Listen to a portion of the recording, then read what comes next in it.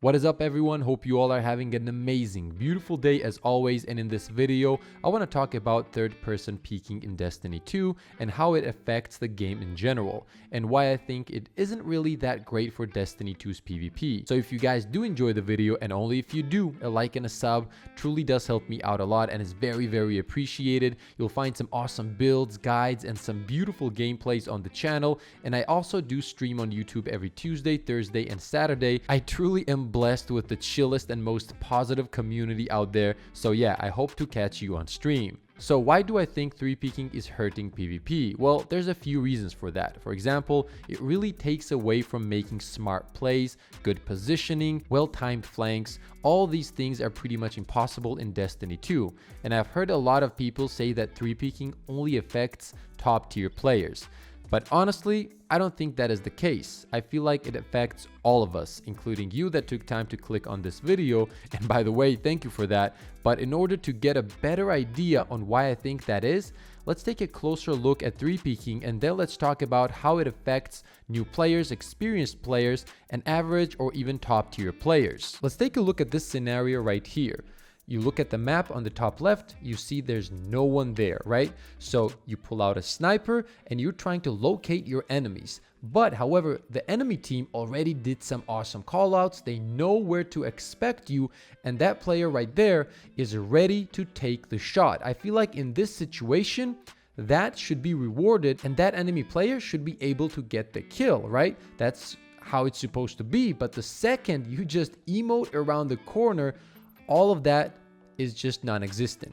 No matter what he does, where he stands, what position he takes, that will not happen. Now, let's say you spotted him on the bottom and you think you know where he is, so you're gonna peek again with your sniper and you're gonna try to take him out, but the enemy player changed positions. He jumped up, and look at that position, guys. That is a perfect spot to get a clean shot and take you out. But once again, none of this is gonna be a possibility as soon as you sword peek right here. I can see him on the top right. I would be able to see him on the bottom. So pretty much what this does is takes out the whole positioning out of the game. And no matter how good of a sniper you're gonna be, it's just not gonna do anything.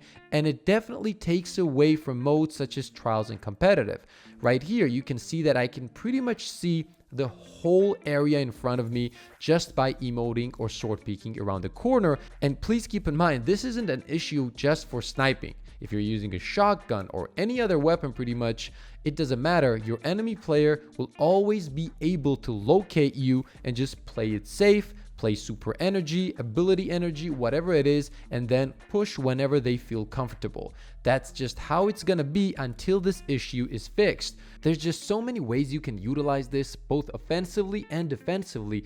You literally can see everything the enemy is doing, and then you just peek at the perfect time, get some easy kills. And it's just, I don't know, I don't feel like this is supposed to be happening in a first-person shooter. It literally takes away from it and the whole experience of getting those clutch moments, smart plays, and flanks. It's just not gonna happen. And the same thing happens with abilities, especially with stasis. You can do some crazy stuff like this. You can just crouch around the corner, right? Get your ability ready, wait for the perfect moment, and as soon as they make that small mistake of pushing in the wrong time, you know exactly where and when you have to throw the grenade, and it just destroys him. There's literally nothing they can do. Now imagine if you weren't able to 3-peek in this situation. You would have to time your grenade differently, you would have to move differently. It would literally change everything.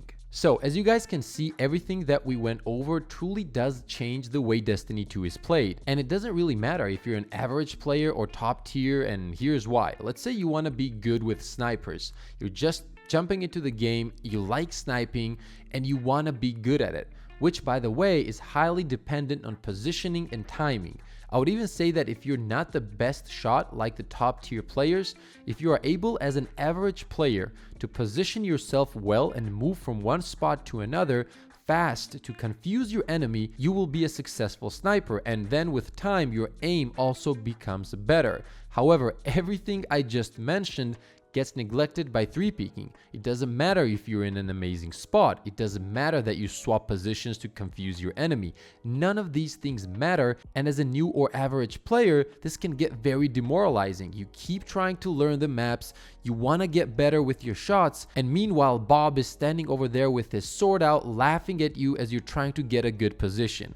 And when people say it doesn't affect average players, well, what happens when you go against good players that 3-peak? Have you ever thought about that? 3-peaking also creates a huge issue with supers in modes like Trials and Competitive. Let me explain. You see, high intellect is all people run in Trials these days, and rightfully so. Supers win you games. So if a team is running tier 9 or 10 intellect and you're running tier 6, guess what's gonna happen? You can be the best sniper in that lobby, but you're not gonna get a single shot in because they will 3-peak, wait for the super, which they will get faster than you, get those kills, create orbs, and they will repeat that over and over again. Honestly, 3-peaking just takes away from gunplay way too much. And at this point, it doesn't really matter if you're sniping or if you're trying to push with a shotgun. As long as your enemy player is just sitting behind the wall and 3-peaking, he knows exactly what you're trying to do. He peeks at the perfect time and takes you out, and it's very simple to do. It also creates too much of a safe space for all players to the point that no one cares to fear good positioning from the enemy team. Imagine how different Trials would be without 3-peaking. It would feel so much better, and every shot taken and every headshot landed would just feel so much more rewarding. Trials is a 3v3 mode where smart plays, callouts, and positioning should be winning you games. Instead, it has turned into a mode of who gets a super faster while doing the coolest emote behind a wall. Now, if I'm being honest, this probably affects average players even more than top tier players, because people with insane aim already have a skill advantage. For average players, team play, timing your pushes, and making the right callouts is what gets you the win, and 3-peaking literally takes all of that away from you. So how can we fix this issue? Well, there's a lot of ideas out there. Some of the interesting ones are restrict emotes in certain modes and only let a player use the sword in third person if they have ammo. If they don't have any ammo, just let it be first person. This would definitely be a good change in my opinion. If any of you guys have any better ideas, make sure to drop them in the comment section, and let's have a discussion about all of this, because honestly I feel like that the faster this changes, the better. There will be less supers in Trials and Competitive, and we will have more teams winning by good callouts and team play instead of 3-peaking, waiting for an ability, knowing where the enemy is exactly, and rushing them with a grenade or a super. Anyway, let me know what you guys think. I can't wait to discuss this with all of you. You guys know I love answering those comments, so the more the better. Hope you guys enjoyed this video. Thank you once again for all the amazing support, and as always, have a crazy beautiful day.